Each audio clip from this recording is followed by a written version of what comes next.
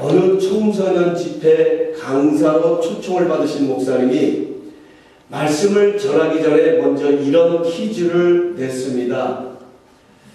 지금 제가 말씀드린 책이 무슨 책인지 맞춰보세요. 여러분의 집에 최소한 한 권 또는 두 권 이상 가지고 있을 것입니다. 아마 미국 사람들이 제일 많이 가지고 있는 책일 것입니다. 그럼에도 불구하고 제일 안 읽는 책입니다. 그 책이 무슨 책일까요? 질문이 끝나기가 무섭게 여기저기서 아이들이 손을 드는 것이었습니다. 목사님은 누구를 지목해야 할지 난감하기도 하고 그래서 아이들에게 함께 정답을 말해보라고 그랬습니다. 그러자 아이들은 입을 맞추기라도 한 것처럼 동시에 성경 하는 것이었습니다. 그런데 그것이 정답이 아니었습니다. 여러분은 정답이 뭐라고 생각하십니까? 정답은 자동차 매뉴얼이었습니다. 차를 가진 가정은 자동차 매뉴얼이 꼭 있습니다. 자동차 캐비넷 안에 들어있습니다. 이 자동차를 정비하는 분들의 말을 빌리면 자동차 매뉴얼은 응급시에 어떻게 대처해야 하는지를 알리기 위해 만들었기에 매뉴얼만 잘 읽어도 잔고장이나 응급상황을 잘 해결할 수 있다고 합니다. 하나님은 우리를 만드신 창조주이십니다.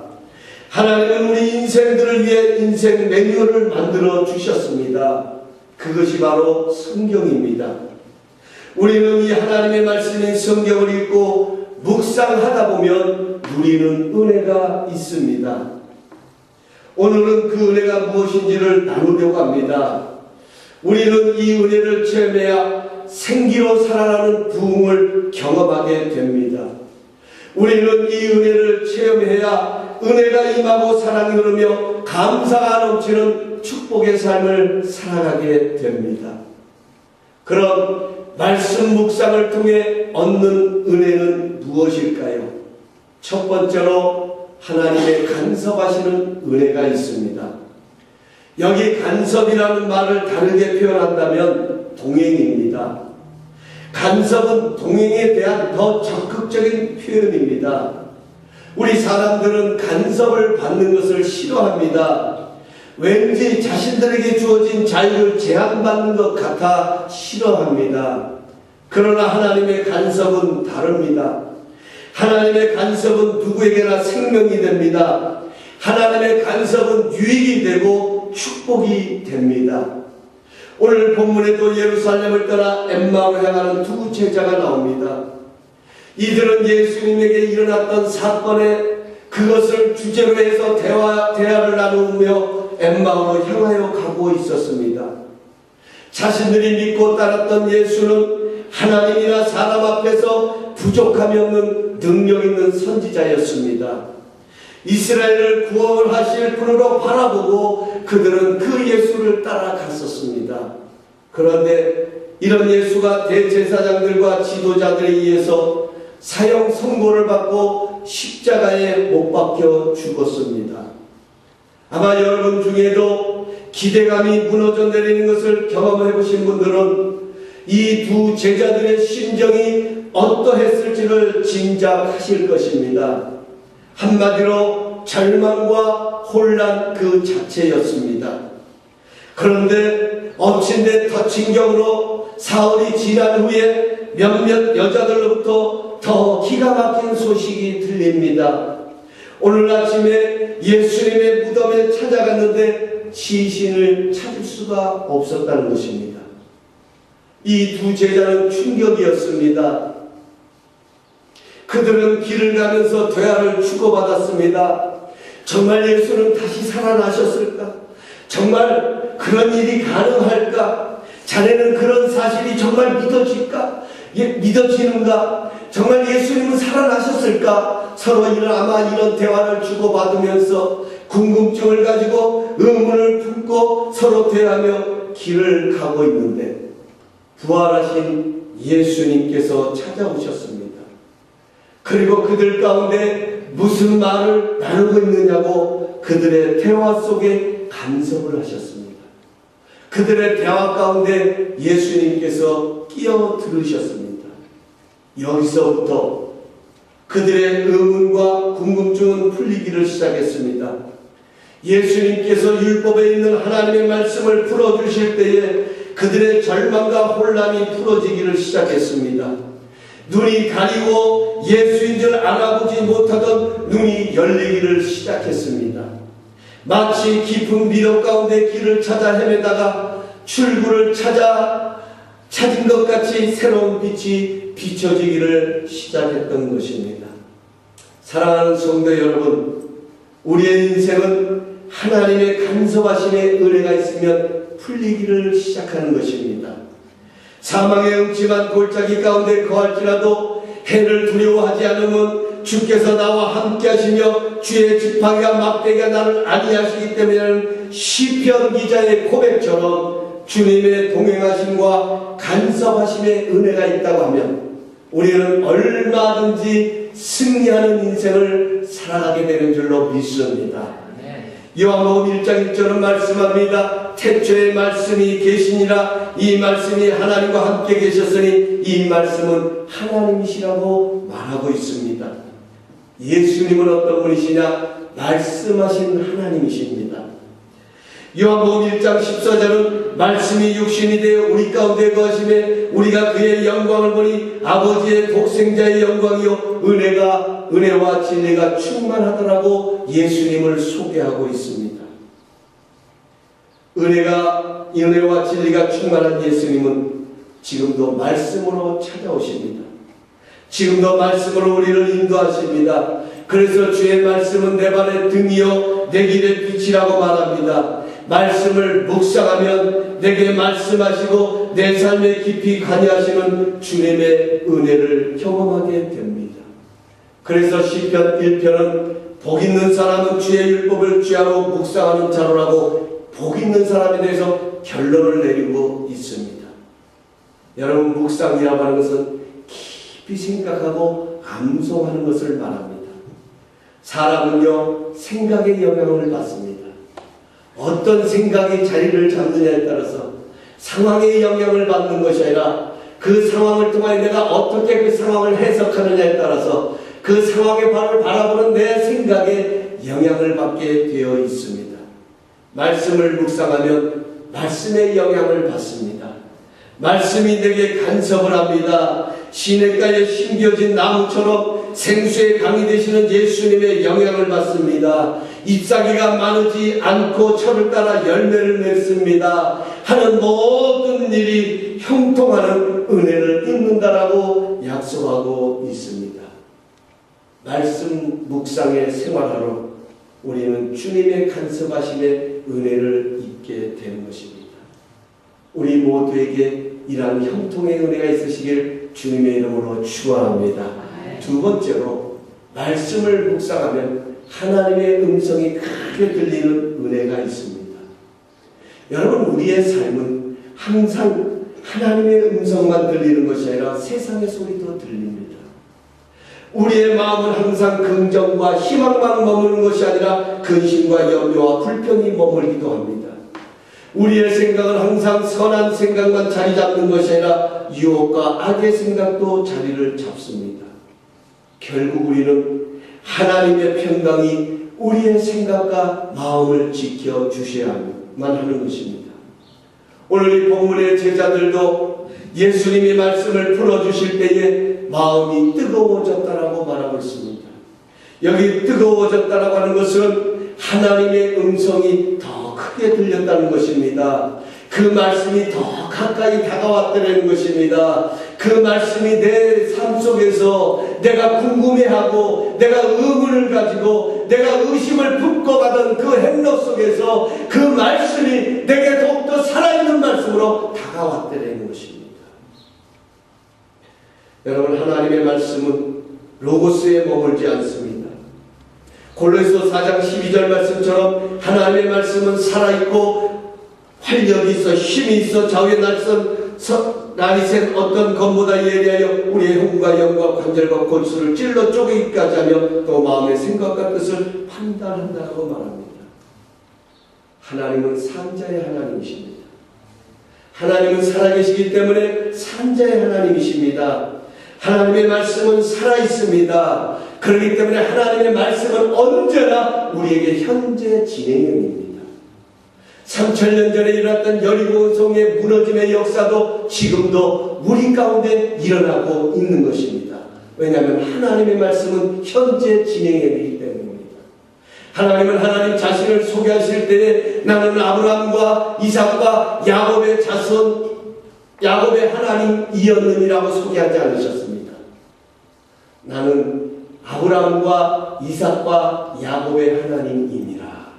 진행형입니다. 이미 그들은 3000년 전에 하나님의 품에 안겨 있습니다. 이미 그들은 이 세상을 떠나 있어도 하나님은 여전히 살아계셔서 지금도 우리 가운데 살아계신 하나님으로 존재하고 계십니다. 지금도 그 하나님의 음성은 우리에게 크게 들립니다. 뿐만 아니라 하나님의 말씀은 활력이 있습니다. 이 활력을 영어 NIV 성경은 The Word of God is active이라고 표현을 하고 있습니다. 하나님의 말씀은 적극적이고 활동적인 힘을 지니고 있다는 뜻입니다. 여러분, 살아있다고 해서 다 적극적인 건 아닙니다. 살아있어도 소극적인 삶을 살아가는 사람 많습니다. 그러나 하나님의 말씀은 활력이 있기에 우리의 삶에 적극적으로 다가옵니다. 하나님의 말씀은 절대로 문자적으로 머물러 있는 말씀이 아닙니다. 하나님이 택하신 자들의 저자들에 의해 문자적으로 기록됐지만 그들에게 말씀하시고 그들을 사용하신 하나님께서는 지금도 이 말씀으로 우리 가운데 역사하십니다. 우리는 하나님의 말씀을 묵상할 때 하나님의 음성이 크게 들리는 은혜를 입게 됩니다. 어렵고 힘들 때에 하나님의 말씀이 내 삶에 크게 들면 그 말씀이 나를 붙들어주고 나에게 믿음을 주며 나를 하나님의 기적의 자리로 이끌어 가는 것입니다. 이게 말씀의 능력입니다. 뿐만 아니라 하나님의 말씀은 좌우에 날이 선 검처럼 예리하다라고 말합니다. 우리가 너무나도 잘 아는 5만 번의 기도의 응답을 받은 조지 밀러는 다음과 같은 말을 남겼습니다. 내가 하는 일 중 가장 중요했던 일은 주님의 말씀을 읽고 묵상하는 일이었다. 우리는 우리가 읽는 성경 구절을 묵상하고 또한 그것을 마음속에 새겨 넣어야 한다. 여러분, 이 말은 굉장히 평범한 말인 것 같지만 조지 밀러의 하루하루의 삶을 놓고 본다면 엄청난 이야기입니다. 엄청난 능력을 담고 있는 말씀입니다. 매일같이 고아원에 있는 아이들에게 먹을 것을 제공하고 늘 배고픔과 추위와 싸워했던 조지 밀러에게 여러분, 사탄은 사방에서 공격을 해왔습니다. 생각으로, 때로는 염려로, 때로는 근심으로, 걱정으로 함께 해결을 하면 그 다음은 또 어떻게 해야 될 것인가, 끊임없이 이러한 상황이, 이러한 마음이 사탄은 이 조지 밀러를 공격했을 것입니다. 우리가 잘 아는 그는 쌓아놓고 그는 풍성해서 많은 것을 모아놓고 고아를 돌봤던 그런 고아의 아버지가 아니었습니다. 매 순간순간마다 매일매일마다 기도로 하나님이 채워주시고 돕는 손길을 통해서 그들을 먹이고 입혔던 고아의 아버지였습니다. 여러분, 우리가 그런 상황이면 어떻겠습니까? 오늘 하나 일을 해결하면 그 다음은 또 어떻게 될까 하는 염려와 근심과 걱정이 나도 모르게 내 안에 자리 잡을 때가 있습니다.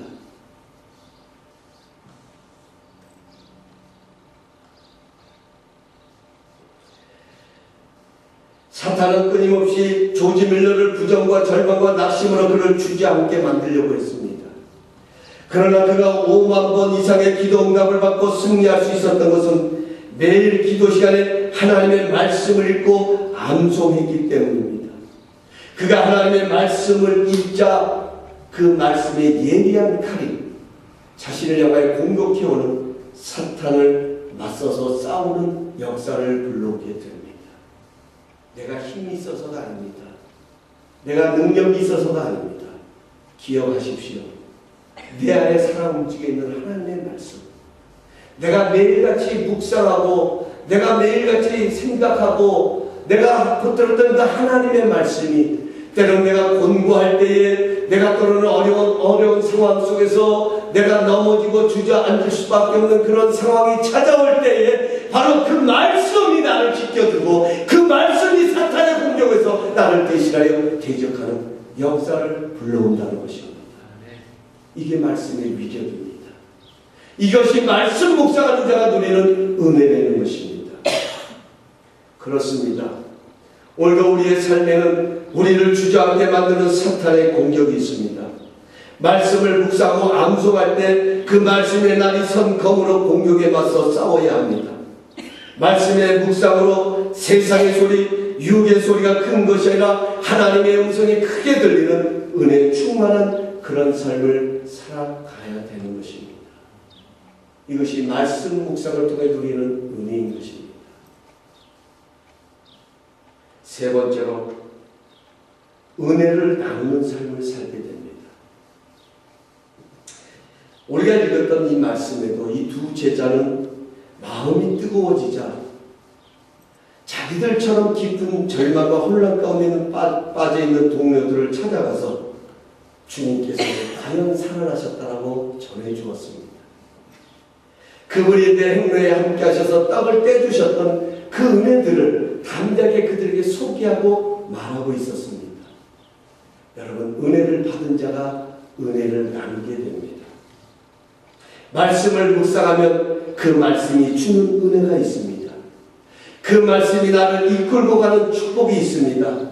그 말씀을 따라가면 신명기 28장 1절 이하의 말씀처럼 들어가도 복을 받고 나가도 복을 받고 들에서도 복을 받고 성읍에서도 복을 받고 내 몸의 자녀와 토지와 소산과 광준의 떡반주 그릇까지 온통 하나님의 일하심의 결과를 얻게 되는 것입니다.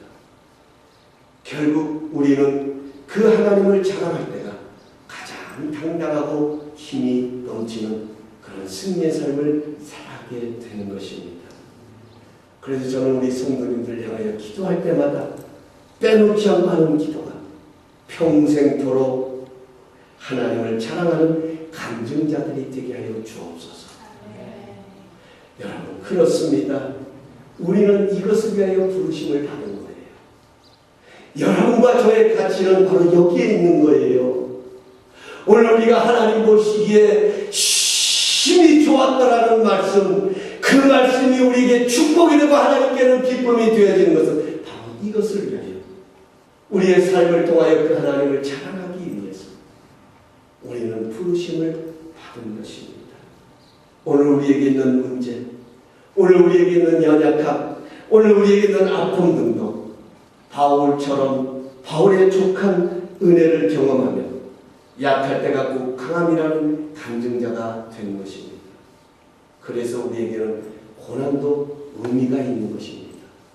상황이 좋아져서가 아니라 내가 원하는 대로 그 상황이 흘러가기 때문에가 아니라, 아니요, 여러분, 어렵고 힘든 상황이 계속되어져도 그토록 가시가 떠나기를 그토록 기도했어도 여전히 내 몸에 남아있는 가시지만 분명한 한 가지 사실은 주님의 은혜를 깨닫고 나니까 그 가시조차도 내게는 소중한 것이고 귀중한 것이었다. 이것이 바로 고난이 가져다주는 의미다 하는 것입니다. 이제 말씀을 맺겠습니다. 오늘 말씀을 준비하면서 제 안에 이런 질문이 생겼습니다. 이들은 부활의 소식을 들었습니다. 너무도 놀랍고 위대한 소식이었습니다. 하지만 이들은 기쁨보다는 예수님의 죽음이 그들의 생각 속에는 더 지배적이었습니다. 그 부활의 소식보다는 절망의 마음이 그들을 더 지배하고 있었습니다. 만약 이들이 주님을 만나지 못했더라면 어떻게 되었을까요? 주님이 말씀을 풀어주시는 은혜를 잊지 못했더라면 어떻게 되었을까요? 어쩌면 그들은 평생을 염려와 근심 가운데 의문을 갖고 살아갔을 것입니다. 부활의 소식을 들었음에도 그것은 소식에 불과했을 것입니다. 그들이 배우고 알고 있었던 성경의 지식도 그냥 지식에 머물러 있었을 것입니다. 그러나 주님이 찾아오셨습니다. 그들 가운데 동행하셨습니다. 주님이 그 말씀을 풀어주셨습니다. 그 말씀을 풀어주시니 그들 속에 주님의 음성이 크게 들렸습니다. 마음이 뜨거워지는 은혜가 일어났습니다.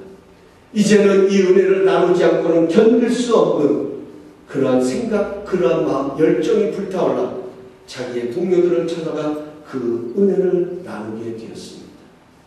그들의 삶은 확신이 넘치는 능력의 삶으로 바뀌게 되었습니다. 사랑하는 성도 여러분, 오늘 내게 가장 크게 들리는 소리는 무엇입니까? 오늘 우리의 주어진 상황 속에 가장 지금 여러분 귓가에 크게 들리는 소리는 어떤 소리입니까? 하나님은 살아계십니다. 그러기에 하나님의 말씀도 살아 움직입니다. 이 말씀 묵상을 통해 우리는 부흥을 경험합니다. 말씀 묵상을 통해 내 삶에 간섭하시는 주님의 은혜를 경험합니다. 하루 세끼 밥을 먹어야 하듯이 말씀을 묵상을 통해 주님의 음성이 크게 들리는 은혜가 임합니다. 말씀 묵상을 통해 마음이 뜨거워집니다. 은혜를 나누는 삶을 살게 됩니다. 결국 우리의 인생은 은혜를 나눌 때가 가장 행복할 때입니다. 가장 기쁨이 넘칠 때입니다. 말씀 묵상의 생활을 통해 이런 은혜와 능력과 축복을 얻어가시는 우리 모두가 될 수 있기를 예수님의 이름으로 축복합니다.